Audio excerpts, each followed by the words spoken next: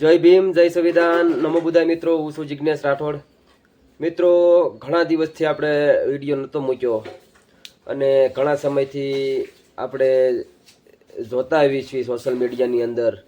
હાલ અત્યારે જે દિલ્હીના જે જંતર મંતર, જે ગ્રાઉન્ડમાં, જે પટાગણની અંદર જે છેલ્લા ઘણા દિવસથી, એટલે કે હવે આજકાલ કરતાં તો મહિનો પૂરો થશે, જે આંદોલન ચાલુ છે અને જે સોનમ, જે વાંગચુક, જે દેશના અને જે મોટા જે વૈજ્ઞાનિક છે અને જે તમે બધા સોશિયલ મીડિયાની અંદર જોતા હશો કે જે જંતર મંતરના જે પટાગણની અંદર જે લાખોની સંખ્યાની અંદર તમને વાત કહું કે અનેક સંગઠનો દ્વારા, બહેનોનું સંગઠન હોય, ભાઈઓનું સંગઠન હોય, વિદ્યાર્થીઓનું સંગઠન હોય, સામાજિક કાર્યકર્તાઓનું સંગઠન હોય, અસંખ્યના સંગઠનો ત્યાં દિલ્હીના જંતર મંતર ગ્રાઉન્ડની અંદર આંદોલન કરી રહ્યા છે. તો આ આંદોલન કરવાનું મુખ્ય હેતુ શું? જો કે હાલ અત્યારે તમે વિચારો કે વિદ્યાર્થીઓ જે તનતોડ મહેનત કરતા હોય છે, તમને વાત કહું બરોબર, કારણ કે જેને ઊંચી જે ડિગ્રી મેળવવાની હોય છે, જે ડિગ્રી પ્રાપ્ત કરવાની હોય છે, જેને ઊંચા સપના હોય છે, જેના ઊંચા મા બાપના જેને સપના દેખાડવાના હોય છે, એના મા બાપના સપના હોય છે. જો કે ડૉક્ટર જે બનવાના જે સપના હોય છે અને જે આવી જ રીતે જે આપણા દેશની અંદર જે પેપરલિંગ થાય અને ઘણા બધા વિદ્યાર્થીઓ, તમને વાત કહું કે આત્મવિલોપન કરવા પણ મજબૂર છે અને ઘણા બધાએ આત્મવિલોપન કરી નાખ્યું છે. આ એક દુઃખની વાત કહેવાય, કારણ કે ખરેખર આવું થવું ન જોઈએ. કારણ કે શિક્ષણ મંત્રીને, જે શિક્ષણ જે પ્રધાનમંત્રી છે, ખરેખર એને તો રાજીનામું જ દેવું જોઈએ. કારણ કે આવી રીતે લાખો જે વિદ્યાર્થીઓ, તમને વાત કહું કે પેપર લીક થતા હોય તો એ શરમજનક વાત છે. કારણ કે આ આંદોલન ઘણા સમયથી જે સોનમ વાંગચુક જેને અનરોલ પણ લીધું નથી, આજે 28 દિવસ જેવું થઈ ગયું ઉપર, અને જ્યાં સમાજના જે મોટા મોટા જે નેતાઓ છે એવા કે અરવિંદ કેજરીવાલ, શરદ પવાર, સંજય સિંહ, ચંદ્રશેખર આઝાદ, પ્રશાંત ભૂષણ, શબાના આઝમી, યોગેન્દ્ર યાદવ, ઘણા બધા આપણા ગુજરાતના પણ આગેવાનો, નામી અનામી, અમારા રાજકોટ જિલ્લાના પણ આપણા ડીડી સોલંકી, યુવા ભીમસેનાની પણ સાથે આખી ટીમના દિલ્હીના જંતર મંતરમાં પહોંચી છે અને ત્યાં તમને વાત કહું કે પાણીનું વિતરણ પણ કરી રહ્યા છે અને સામાજિક લેવલે પણ મોમેન્ટ પણ ચલાવી રહ્યા છે. અને જે આપણા સુરતમાંથી પણ ઘણા બધા સમાજના આગેવાનો ગયા છે. એટલે ખરેખર આ દેશની અંદર આવી રીતે આપણા જે તમને વાત કહું કે વિદ્યાર્થીઓનું પેપર લીક થાય એટલે એક તમને વાત કહું કે બહુ અઘરી વાત કહેવાય કે ખરેખર આવું થવું જ ન જોઈએ. અને જે શિક્ષણ મંત્રીને તો ખરેખર રાજીનામું જ દેવું જોઈએ. કારણ કે આવી રીતે વારંવાર થતું હોય તો આ દેશનું ભવિષ્ય શું?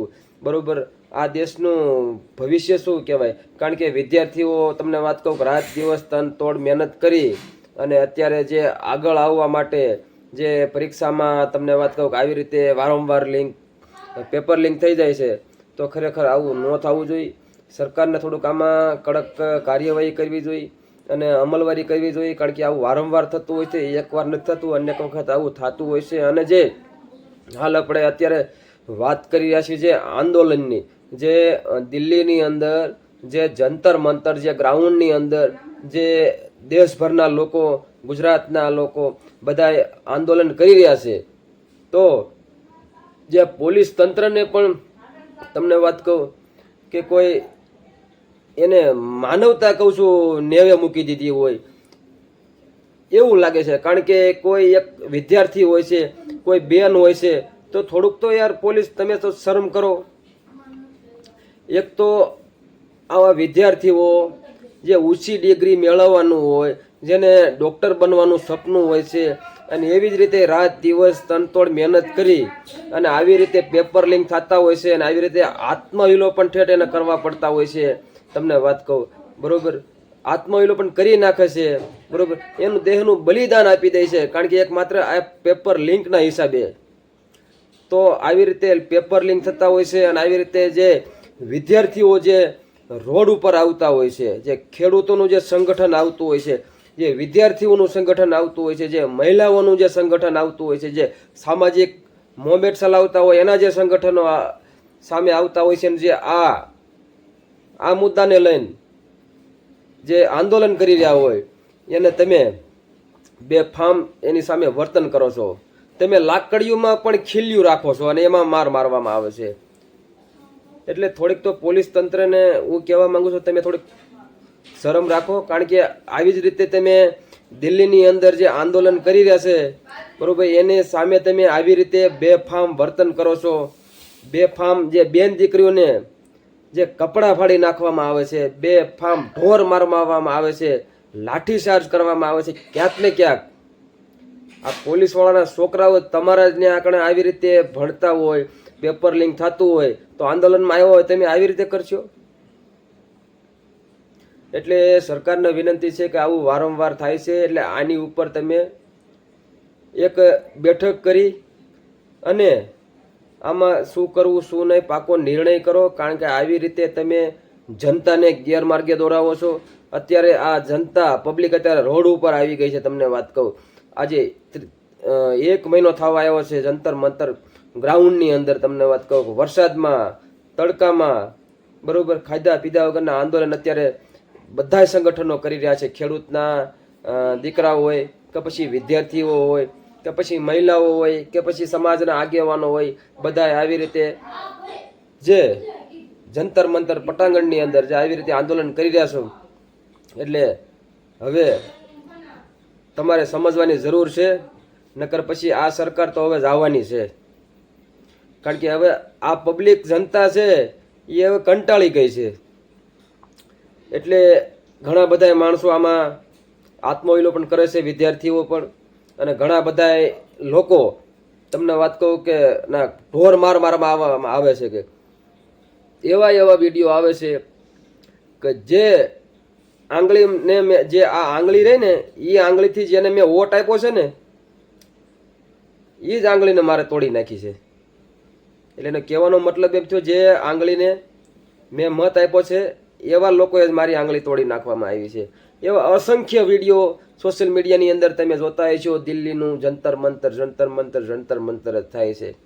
એટલે આ જ્યાં સુધી આ વિદ્યાર્થીઓને જ્યાં સુધી ન્યાય નહીં મળે ત્યાં સુધી આંદોલન ચાલુ રહેશે. અને અમે જે સોનમ જે વાંગચુક જે 27 દિવસ 28 દિવસ જે એને જે નથી એને તમને વાત કહું અંજળ લીધું, જે ભૂખ હડતાલ ઉપર જે બેઠેલા હતા એમને અમે સેલ્યુટ કરી છે. કારણ કે આવા દેશ હાટું તમે વિદ્યાર્થીઓ હાટું તમે લડ્યા, અને અમે જે આંદોલનને ફૂલ સપોર્ટ કરી છે. સોનમ વાંગચુકને પણ અમારી ફૂલ સપોર્ટ છે, અને એના માટે જ અમે વિડીયો બનાવ્યો છે. બાકી ઘણા બધા ચંદ્રશેખર આઝાદ પણ ન્યાકણે પણ છે, અને બધા આગેવાનો બધા ત્યાં પણ ઉપસ્થિત રહ્યા છે. અને આ આંદોલનમાં આપણી આ જીત થાય અને આગળના દિવસોમાં આવનારા દિવસોમાં ફરી આવું ન થાય એવી સરકારને એક અમે અપીલ કરવી છીએ, એક વિનંતી કરવી છીએ. આ ભારતની જનતા, ગુજરાતની જનતા એક અપીલ કરે છે કે આવું વારંવાર થાય છે, ન થવું જોઈએ.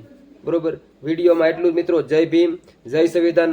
અને આ વિડીયો વધુમાં વધુ શેર કરો, કારણ કે તમારા પણ બાળકો ભણે છે, અને આવી રીતે ભણતા હોય, રાત દિવસ મહેનત કરતા હોય, અને આવી રીતે પેપર લિંક થઈ જાય અને પછી ફરી વખત એમ કંઈક હવે તારીખ આપણે પછી આવશે પેપરની, તો ખરેખર બાળકોને તમને વાત કહું કે કેટલા દિવસ મહેનત કરી હોય, રાત દિવસ મહેનત કરી હોય, અને છેવટે તમારા ઘરમાંથી એ વિદ્યાર્થી ઓછું થઈ જાય છે.